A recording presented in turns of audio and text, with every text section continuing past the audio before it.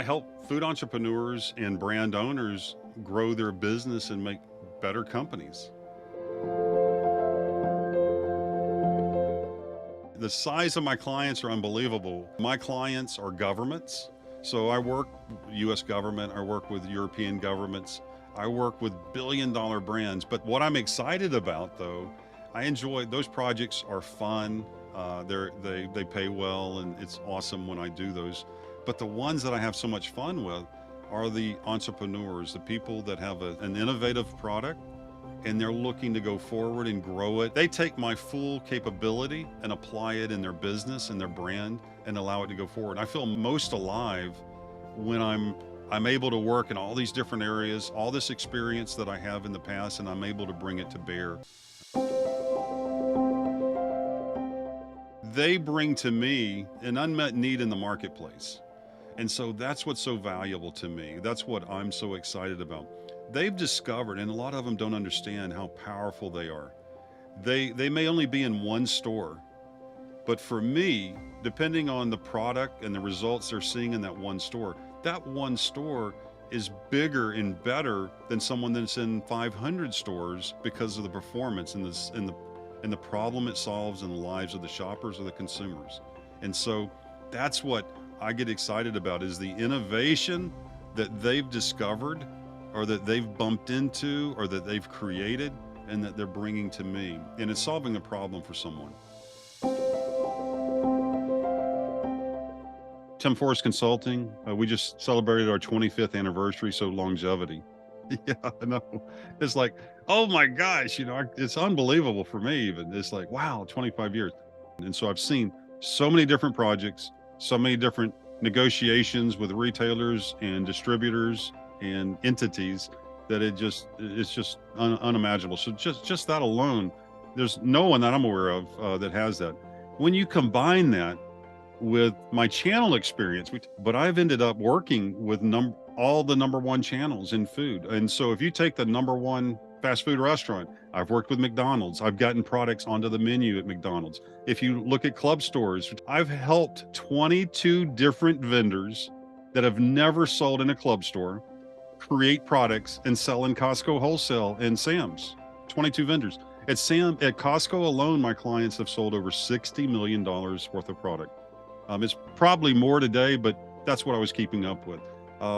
We talk about supermarkets, all the largest supermarkets I've worked with. Kroger's number one in the United States. I've worked with them. While I was in school, I needed a job. And so I got a job loading food trucks. I had the opportunity to load milk trucks or ice cream trucks, but eventually they needed help with the drivers, and I learned all the products and was able to drive the trucks and actually deliver product. And that was where my food industry experience with channels.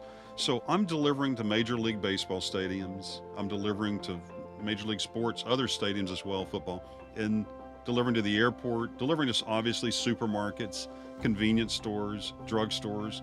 The first club store in America, one of the first club stores came from Europe. It was called Macro. And so that was one of the first concepts of a club store. So I was in a club store before Sam's Club, before Costco existed. And I was learning these channels by delivering through the back door. So I would deliver the back door, bring the product. Anyway, the first delivery I made, the first day was in the middle of the winter. I remember it like it was yesterday. It was about 6 a.m.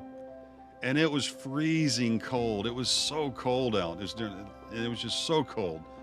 And I literally had to push a hand truck up this ramp to go in the back dock, and it was just so difficult. It turns out the owners of that supermarket, one of the largest retailers in America, very, very large chain. So if you fast forward 20 years, I get a phone call and asking me if I would organize a field trip for a team of executives with a large retailer. And I was sure I'd be happy to. And it turns out it's the owners of that first location that I delivered to. And I ended up being on their corporate jet, leading one of the family members along with their presidents, the presidents of a bunch of different divisions. There was 14 executives there on the trip. So for me, It was a tangible result. I had so many other areas that were not. I didn't have tangible results, but for me, I was like, Tim, this physically, this is a external verification of where you come in this industry. You started on their loading dock. Now you're on their corporate. Not only are you on the corporate jet, but you're the one that organized the trip.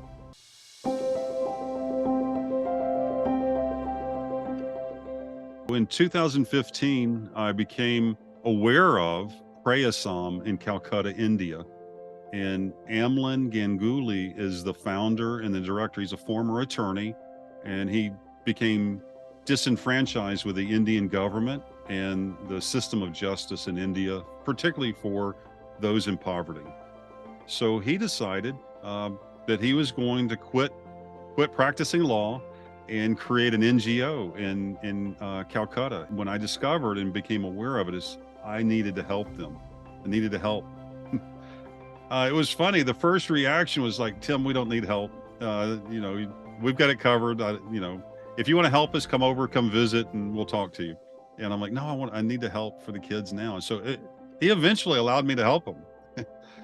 And so that our relationship grew. And so he shared with me a desire to create a vocational college, vocational trade school, like a high school for the kids in the slums of Calcutta. This is in a southern part, and a lot of them are Bangladesh refugees in this particular slum. So you've heard of the caste system. These refugees aren't even part of the caste system. They're from Bangladesh, and they're not even part of this community. Those are the poorest of the poor. And so they cannot even work in a restaurant or hotel in India.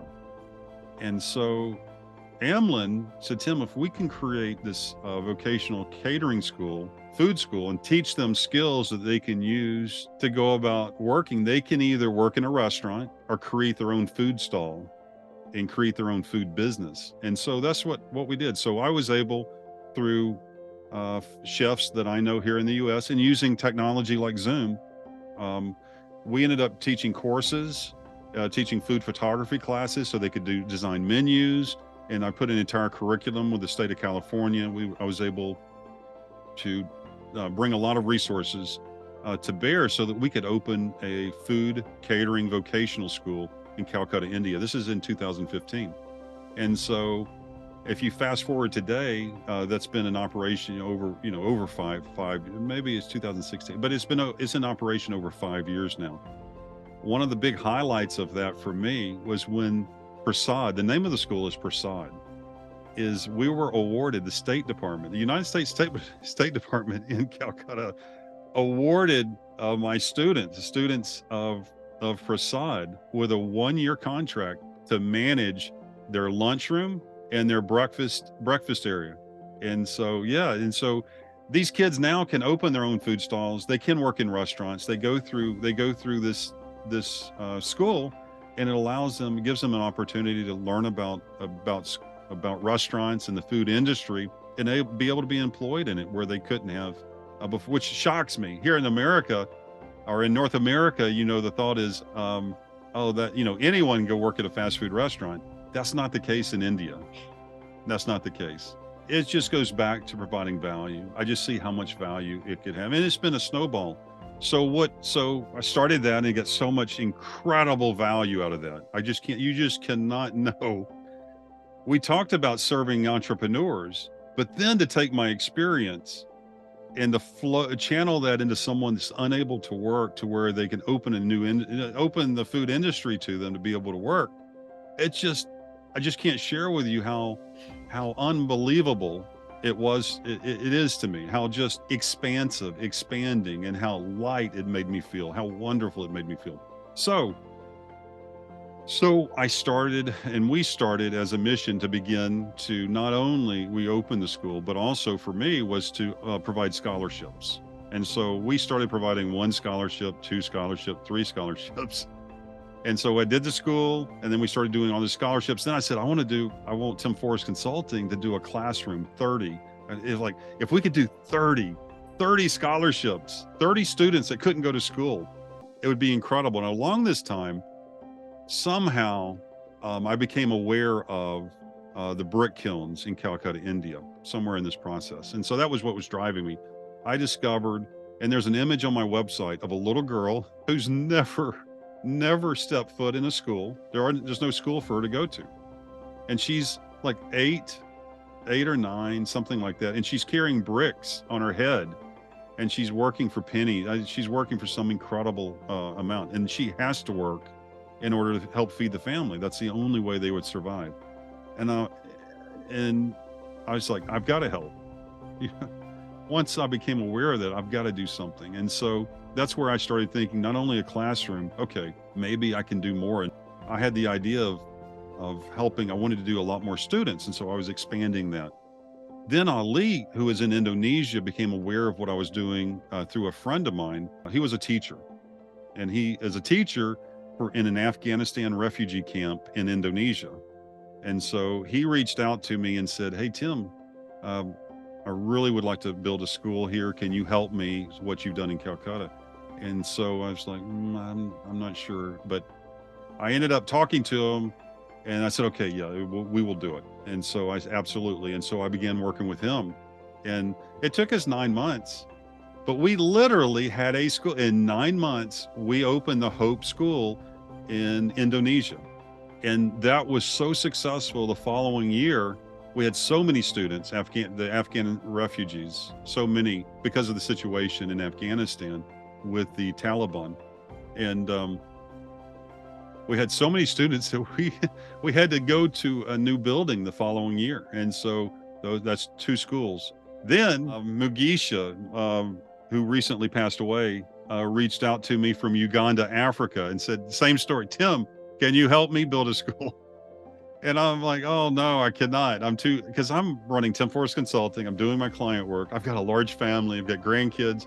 I'm still focused on Calcutta, India. There's 400,000 plus kids that are in school there. That's really my passion." And so, "Mugisha, would you help me?" And I'm like, I don't know. I'm not going to help you right now. But if you will send me a report, send me what you're doing for the next 12 weeks, I'll answer you. I'll make a decision then.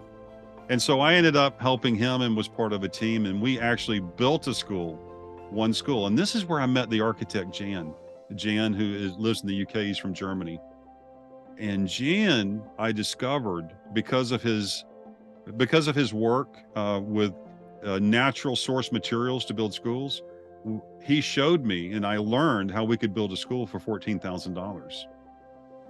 So the school we built in Uganda was only US $14,000. Meeting Mugisha and then Jan, the architect, all of a sudden it started going off. Oh my gosh, I could build 100 schools at 14,000, with my plan.